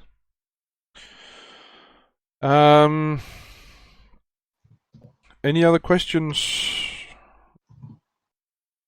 Anything we need to take care of? Maybe later when I know. Sure. We don't have to handle everything now. We can always handle it via chat or. I was. You mentioned rank just because it says on the character sheet. What do I put there for now? You are an assassin, if I remember correctly. This is correct. And they don't really assassins in this case. Assassins don't really have an official rank structure per se. So just write Celestial with just the first one. Sure, will do. Damage seems amazingly extreme on these. What did you say, Aya? Damage seem extreme on these. 1d10 plus 41. Which weapon is that? The shotgun? Or am I reading it wrong? Plus 41? Alright, I'm back. Welcome back. When my nose knocked. It's where's the shotgun? Let's see, the shotgun. Shotguns are cool. They have short range, but they do. I don't have one. Damage. It was the damage I was weird about. Basically, it's 1d10 plus 4, and then there's an I next to it. I means impact. That's a type of damage, just like in, for instance, in the Pathfinder RPG, we have piercing, slashing, and bludgeoning, and so forth. Yeah, exactly. I is impact, E is energy, and X is explosive, if I remember correctly. You do remember correctly. Basically, it's because some creatures have immunities or resistances and so forth. So yes, some armors are better against exactly. Yeah. Some types of damage, and not so great against other stuff. So no, it wasn't 1d10 plus 41. That would have been. It just seemed like it, and I was worried because that means one shot and you're dead. Yep. Because that much wounds you don't have. Well, even so, one shot and you still absolutely can be dead, even with the 1d10 plus 4. It is a very, very deadly combat system. It is not. This is one thing I would like to stress to everyone here, because we have been used to mostly playing Pathfinder. And werewolf. And werewolf, but in and werewolf those you are a have bit tougher than most. Exactly, you have humongous healing abilities as a werewolf, and you have, when you are in a war form in a werewolf, the Apocalypse game, you can soak up insane amounts of damage. Yep. But the game system in this particular setting, in this game, is designed in such a way as to make people think twice before they resort to violence. Yep. Because combat is potentially lethal. Every time you go into it, you do run the risk of a TPK, because the example I gave to Rasmus a couple of days ago is the famous example of the adept, this which is a class which is entirely uncombative, who, when faced by a massive, evil, horrible demon, I believe actually it was a greater demon, overcame his terror through a heroic roll, charged the thing in a vain hope of at least holding it off for a few seconds while his friends escaped, lunged at the greater demon with his knife, and promptly proceeded to roll 9 10s in a row, which means that he actually one-shotted the bloody thing. Yes, with a knife. I remembered sharing that story with you. Yeah. And I was sat there looking at it absolutely dumbfounded, and I mean, whether that story is apocryphal or not doesn't really matter. The point is that it can happen. Yes. So every time you roll damage, there's a 10% chance that you're going to roll open-ended, which means that suddenly you can take an insane amount of damage. So I would say combat is something we need to think about. And yes, fight smart, not hard. Fight with a sniper up on a high place where he can have, free shooting galleries down below, and put me up front and hope they don't hit my head. Mm-hmm. Doesn't Adeptus Sororitas power armor occasionally come with a helmet? Yes, when I'm rank 4, I can requisition one. That's of course. They literally have to prove their valor before they are allowed a helmet. The exact opposite of the Space Marine system, where the higher in rank you go, the less likely you are to have a helmet at all. Yes. Let's face it, that's mostly so that you can distinguish the miniatures. Well, true. But it's so yes, there are helmets for the power armor, and I hope to live long enough to get one of them. Mm-hmm. For the record, I've also I've added a as my initial purchases of my expenditure of XP for the 400 starting XP, Heine. I've bought one increase of ballistic skill. Okay. Because it never hurts to be able to actually hit the damn thing you're pointing your bolter at. Nope. And then I've bought my first faith talent. Okay. And I'm not, incidentally, I am not going for the one that is most obvious for an actual Order's militant. I'm in fact not going for the Emperor's Wrath, which is extra damage and holy damage and exorcism and so on. I'm going for the one that's called the Emperor's Sign, which is warding against, so basically, being the tank, warding off evil. And one of the things I want to go for is very specifically abilities that allow me to protect myself and the others from corruption. Cool. Because, corruption points really stink. They're do. really, really bad. We don't want them. Nope. No, we don't. Really because don't. they are character destroying, So I'm definitely gonna go and see how many, corruption go away kind of faith talents I can accumulate. Cool. I love it. I don't know what to pick for my other minor psychic ability. Torn between a couple of different options. Which ones? All of them. Forget Me, Healer, Inspiring aura, precognition. Don't go for inspiring aura because that doubles with what I can do. Okay. So, I mean, healer might be nice. Healer is nice. Yes, precognition and resist possession. But yeah, healer is good for the group, I think. So that would be a good one to pick. Yes. And for the record, now that you mentioned inspiring aura, the one I have is an ability called Holy Radiance, which says, and I'll just read it quickly. It says, to stand in the presence of the truly faithful disciple of the God Emperor is to bathe in their confidence and conviction. With this talent, the faithful emanates an aura of pure faith and devotion to the Emperor that others nearby can experience.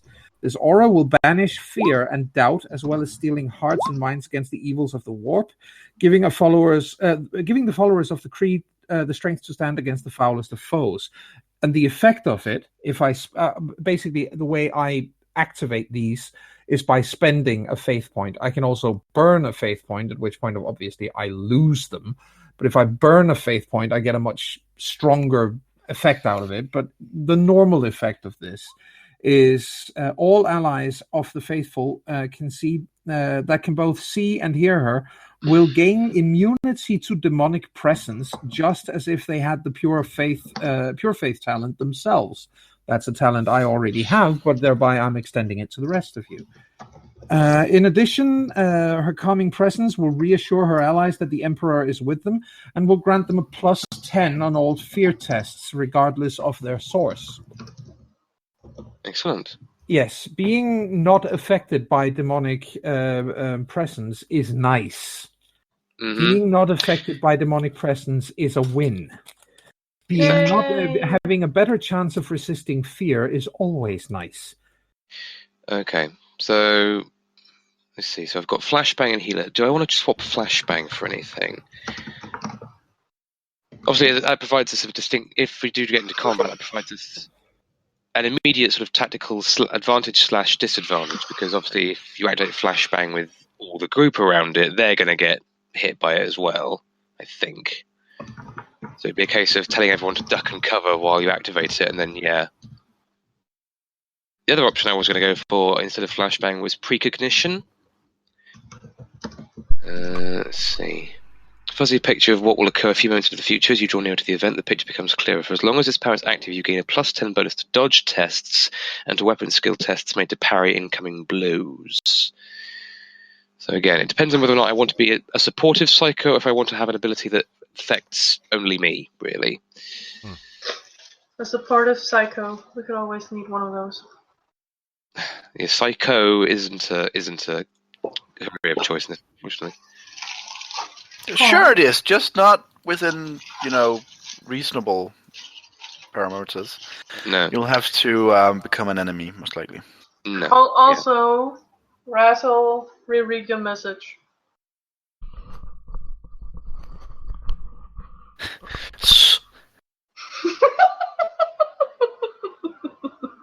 You'll be a monster. Mm-hmm. I already am. I misread that as molester at first. Go away. Okay. Master is aunt. Okay, I've taken the time to flesh out the backstory a little bit.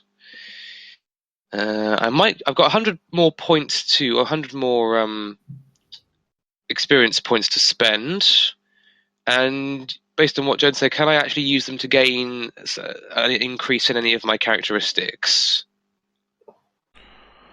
You should be. Okay. See. I'm thinking of actually, considering the situation we're going to be in, I'm almost tempted to upgrade my fellowship. Wait, yeah, you should, with 100 XP to spare, you should be able to upgrade either intelligence, perception, or willpower are the ones you have enough XP to buy. I see, okay. We need more intelligence, because if we go outside, I won't have anything at all. True, but then at the same time, my perception is pretty average, and I think between us, none of us are particularly perceptive. Excuse you? Say again? Oh, she's actually even better than I am. You've got 37, and you've got 34. Well, I could upgrade intelligence, but then I will have intelligence equal to my willpower, so I will be the most intelligent and most willful person in the group. Cool. My Isn't that willpower good? is 35, though. My willpower 37. 45. Yay! Nice. That's higher than my ballistic skill post-upgrade. Yes, well, as has been mentioned many times before, a Psyker should really consider putting as many points into willpower as possible. Yep. If only so that the nasties don't come crawling out of his head. It's So a if good I thing. yeah, so how many points in intelligence do I get if I spend that 100 XP? +5. 5. And do I need to make a note of it somewhere, don't I? I think you just There increase is. that and then note down in your purchases somewhere. Yeah, there's XP to spend, advances taken, total XP spent. And then you can add them in like charm, and then in the brackets write 100, because that's what they cost. So advances taken, I'll put +5 intelligence. And then I'll put 100. Yeah. In case you don't know, Chris, the table I'm looking at with characteristic advances is on page 75 of the rulebook. It lists the cost for Imperial Psychers to advance their characteristics. Yeah. 25. It's just I'm painfully aware that if we go outside and there's no technology around, I'll have a -15 on my intelligence, and it will be 16. Yes. Oh, good grief! Yes, I need at least. I thought 5. it was just -10. Nope. And there's also a -5 without any technology near you. So if you're inside but there's no technology, it's -5. If you're outside but there is technology, it's -10. If you're outside and there is no technology, -15. Yikes. So you won't do well in jungles. No. I'll do fine if you try to shoot me. But if you want me to be thinky, that won't happen. Mm-hmm. I just Okay, imagine so- her being that kind of person that doesn't know anything unless you can hit it up. Yeah. I don't know if it's just me, but you're coming through very robotically, Aya. You would Yeah, try, Yes. Okay, so yes, 45 intelligence and 45 willpower. That's not to be sneezed at. Nope. Well, certainly is not. My highest skill is ballistic and it's 44. Mm-hmm. But no, My that doesn't highest get. is also 44. Mm-hmm. There you go. Again, I've got high stats, but they're very focused in very specific areas that may not be immediately useful. So we shall see. Oh yes, and if I did want to get rid of my sword, Heiner, what would be your ruling as to would I just get rid of it, or am I allowed, if I put on my best loyals, am I entitled to compensation? Yes, as if I remember correctly, I mentioned last time we talked about it that you would be compensated 50% of its market price. And yes, and I was going to go and look it up, and then I got distracted, didn't I? You might have been. So let's see if I can find where the sword is. Melee weapons. Is it a regular sword? As far as I can tell, yes, just a plain old stick of steel. Okay. A regular sword costs 15 throne gilt. So that makes it 7.5. So do we round that? We do round it. I don't know if they round up or down in this game. I think it's mentioned somewhere, but let's just round up until. I was about to say Sure, it's grim darkness. They're going to round everything down. That's true. Let's round down then. So 7 thrones. Yep. Okay, I shall make a note of that.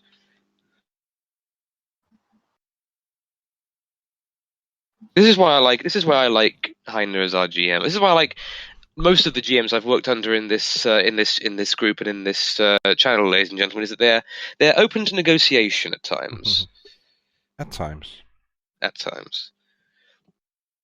Okay, so I've now gone from 55 to a whole whopping 62 throne geld. Wow. I feel so rich. I'll just settle for my paltry 50 throne geld over here, and that's the pocket money that I've most graciously been allowed to keep. Mm-hmm. I'll buy you something nice, Francesca. That would be a bad idea. 3 left. I would have to give it to someone. Oh. It's not a good idea to do, but you could give the money to the ecclesiarchy and they will find something useful to do with it. Of course. I have 3 throne geld left after my shopping spree. Of course, I started out with 129, but whatever. I started out with 11. Wow. Mm-hmm. Well, that's the fun of playing Scummers, but Scummers are highly useful on a number of levels. I tempted to, based on the where I came from and based on my recruitment, to upgrade my clothing. I know it's a very minor thing, but it would be nice to have something better than a tatty robe. What's wrong with a tatty robe? Well, okay, mine isn't tatty, it's shield robes, but okay. It's probably the latest fashion somewhere in the Imperium. Yes, I would like... Very good point. I like my clothing to actually, keep me warm and be practical. So one step up. I'm not suggesting extravagance or anything like a noble word, but just something that isn't falling apart at the seams would be nice. What's wrong with falling apart at the seams? Yes, I don't like it. I'm not used to it. Okay. Try a body glove. It's nice and snug. Yes, I shall get myself a people condom. I think the first thing Medea will do when she realizes that it's actually a body glove will be completely surprised that his skin weren't blue like she thought it was. So she just assumed his skin was blue except for his head and hands? Who knows what kind of stuff you're into? You could have painted yourself. She's seen weirder by the nobles. That's a good point. She probably has. Yeah, she's gonna. Scintilla's nobles have a tendency to be very, very, very, very, very, very outrageous. Yep. Right. How much? I'm trying to find. Yeah, see, this lists important things like weapons and armor. It doesn't list anything like clothing, because clothing isn't important. Nope, it isn't. Well, stuff that isn't in the on the equipment list, we can always settle on a price depending on what it is you want and the quality you want it in. Are you saying you want me to haggle for my clothing? Yes. I feel like I'm back in Legacy of Fire again. Hey, what can I say? It's the Katapeshi national pastime. Yes. Indeed. Okay. You ruined it, Heine. I did? Yeah, you asked me to roll a d100. Cool. That was exactly why I asked you to roll. Mm-hmm. I don't like you anymore. What she rolled and what does that mean? She just rolled in. I just asked her to roll a D100 in roll 20. Yep. You're supposed to roll lower than your skill, and the first one I rolled was a 16. The second one I rolled was a 5, and then he asked me to roll a D100, 91. So bad. No reason other than I am commenting in chat that she wrote, take that, roll 20, because now it's about rolling low and not high. And the first thing it does is make you roll high. Yep. So yes, in terms of there's no set value for clothing. We'll argue it. I basically just want one step above poor quality. So I want average quality. Well, then it also depends on what exactly it is you want. So what kind of clothing you want for your character. And based on what Rasmus has drawn, sort of traveling clothes. Don't you start with clothing? Yes, but it's poor. It's tatty robe, poor quality clothing. That's the point. Well, He wants better clothing. I see. Yes, no, Have you considered no, an accordion? Rasmus, Yes. there is a special seat in purgatory waiting for you, and I'm going to take a vacation there next year to carve your name into it. Of course there is. It's the homo paradise. Ladies and gentlemen of the viewing audience, this is a service announcement. Yes. Addendum. Rasmus is gay. Legitimately, actually is, but that's not besides the point. I'm so gay. Oh, God. Suddenly I'm thinking... Oh, God. Now I'm thinking of Michael McIntyre, the comedian, again, about the various degrees of being gay. Either you're very gay, you're slightly gay. How do you don't quantify that stuff? But anyway, so yes. I need to find more words that start with ACC. Please don't. Please just use his name. Accommodation is a good one. Accelerator. Please use that one, yes. Just. Acalon. Thank you. Ginger snap. No. Acalon. What do I know? I can't read all right. Oh, true. So in her world, it might as well be Ginger Snap. This is going to be like Sarah in Dragon Age Inquisition, isn't it? Criffy Spit. No, Criffius. Yeah, Sack Splash. Yes! Dick Oh, bag. best character. I love her. Mm-hmm. No one really knows what she's talking about, but she really likes bees. Yep, definitely. Acceptance speech. Oh, for fuck's sake! I'm gonna just do something to you. Horrible. I can't think what it is, but it will be horrible. No, you're so cute and cuddly. You could do nothing horrible. Oh, don't tempt me. Okay, Heine. Yep. Let me focus back on what I'm trying to talk about. What Just did you try to talk about? I lost track. Accelerator particles. It's. Accelerator particles clothing, that's true. I feel betrayed. I feel betrayed by everyone in this group except for Joan. Though, on the upside, I'm pretty sure Medea will hear Tim Tilkey as Tim Ticky, and then just call him Ticky from that. Mm-hmm. Okay, so clothing in the 41st Millennium is apparently not available. Isn't it? I hope it is, but I'm not finding anything. Okay, so let's see what kind of clothes your psyker is wearing. Regular stuff. How about a very fashionable nightgown that is, the height of fashion in on the Piety of Seth?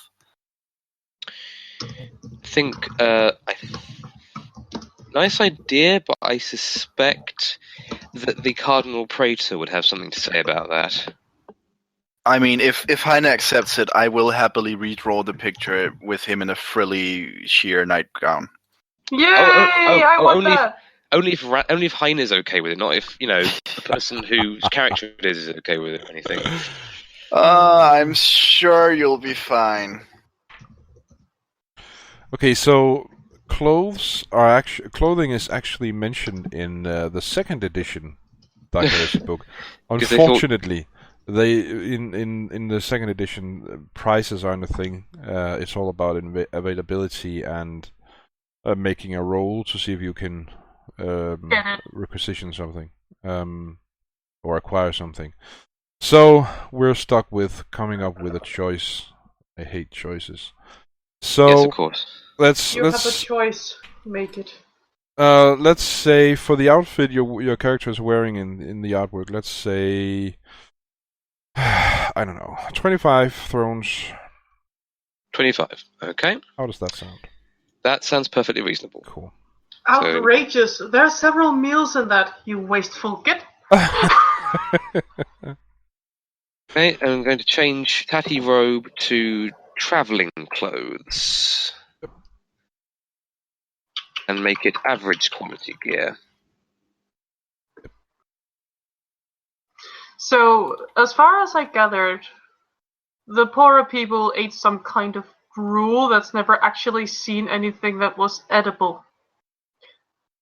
Normally. Yes, that is correct. And it would only be the higher middle class and upwards that got actual food Yes. items. And so the thing is that on many planets, they don't approve of wastefulness. So when a person dies, They eat that person. not directly, but They make them into gruel. the person might on some throw planets So the it's person might be repurposed to other things. so Then basically why is what Medea is doing so horrible? because it's not been processed. Because for a number of reasons. I'm Because it's pretty not- sure they didn't care until she killed the wrong one. It's not officially. Well, it's not Accepted. official. But Yes. but food is regular food is available. In the If you have Underhive, it's certainly of questionable quality. It's just, as far as I could read, normally they would get some cheap gruel stuff they could eat, at least for the poorest ones, and those on the Underhive got whatever they could find in the trash. Yep, exactly. Most Good old So I was just trying to gauge what she's actually tasted, and I'm pretty sure that with what she's eaten, it's the gruel and the occasional humanoid that fell for her. Yep. More in a literal sense because she shot it in the legs or something like that. Yep. Okay. And whatever she could steal, of course. Yep.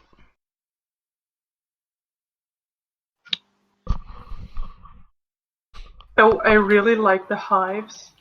It's just, we don't like you because you're smaller than us. And the other one, we don't like you because we're better than you. Mm-hmm. But they need each other and they hate that. Good old tribalism. It's perfect. See, charge pack.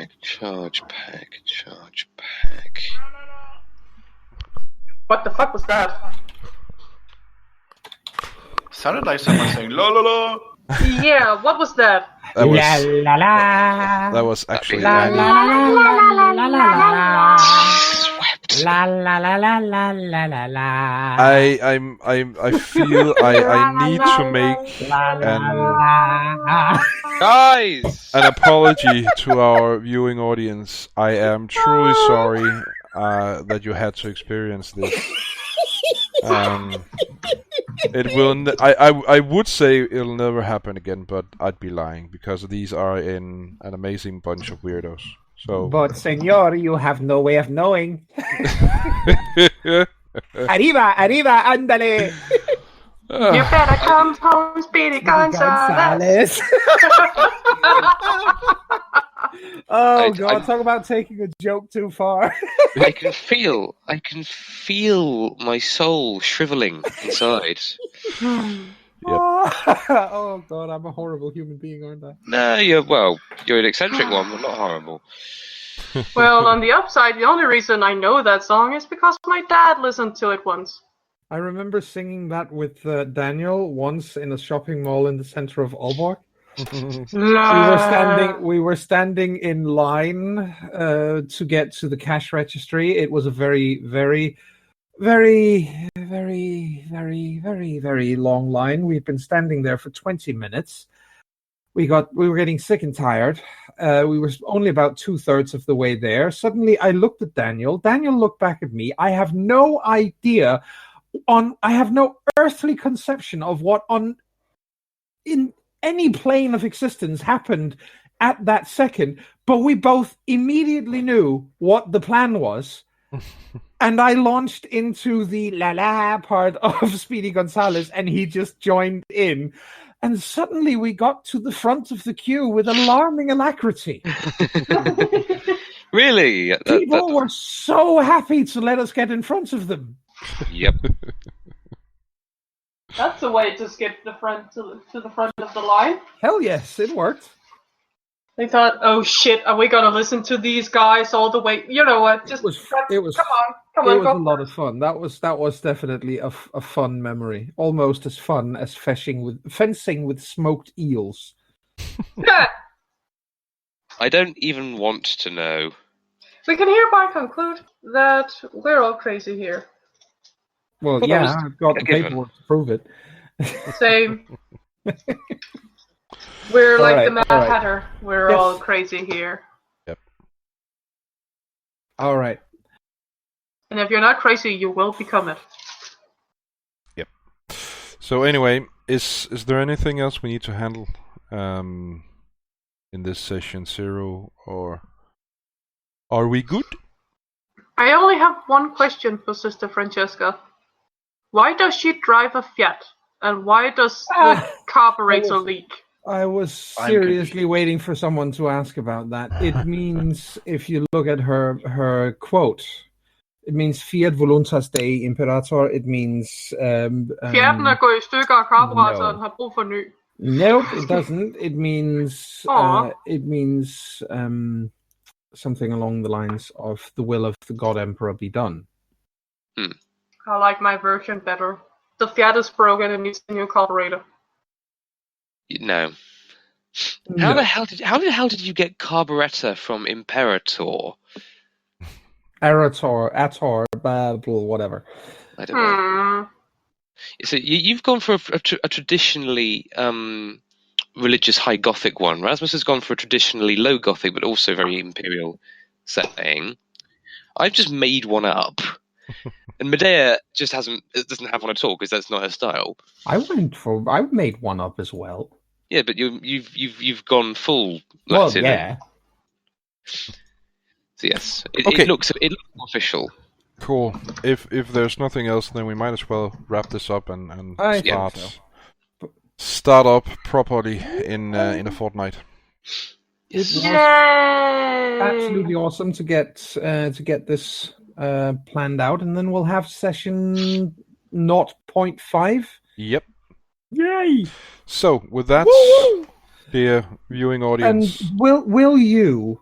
One last question from me then. Will you let us know before we start anything about the Inquisitor that we're going to get picked up by, or will we meet that Inquisitor for the first time in 0.5? I think we'll meet the Inquisitor for the first time in 0.5, unless it's really imperative that you know something or other about the Inquisitor. But other than that, I think we'll meet and get to know our dear Inquisitor 14 days from now.